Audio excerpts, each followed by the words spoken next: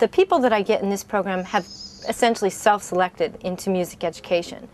But I think that that's a fallacy, because as I said before, I think it's a fallacy to think that some people can and some people can't.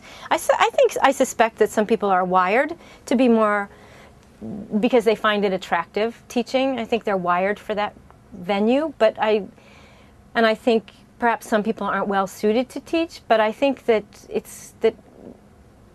that anyone can become a thoughtful teacher if they choose to do so. I don't think people should become teachers if they do not want to be.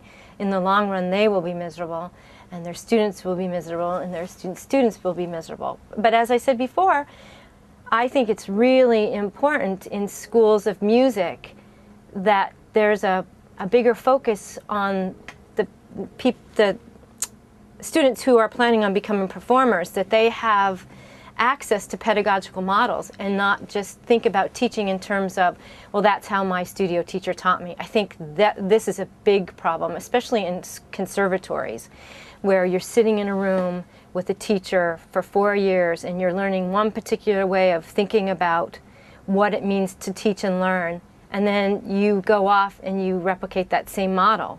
And I don't particularly think all of those models are very thoughtful.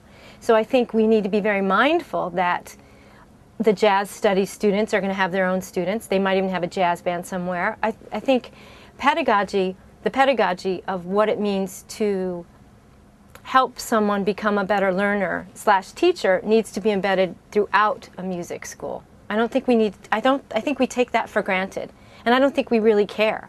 I think we say, oh, well, he had a great piano teacher. Well, he might be a great player, and he might be playing everywhere, but that doesn't necessarily translate into thoughtful teaching. I don't think it should be thought of as being trained to teach. I think we need to provide ways of having conversation about what it means to be a thoughtful teacher. So when I structure my classes, they're very much, I don't use the word train, I talk about facilitating learning environments. I talk about myself as a teacher-learner. My expectations are that they will engage in the learning process as a teacher-learner, and that I'm not training them to do anything. In fact, they should find that word insulting.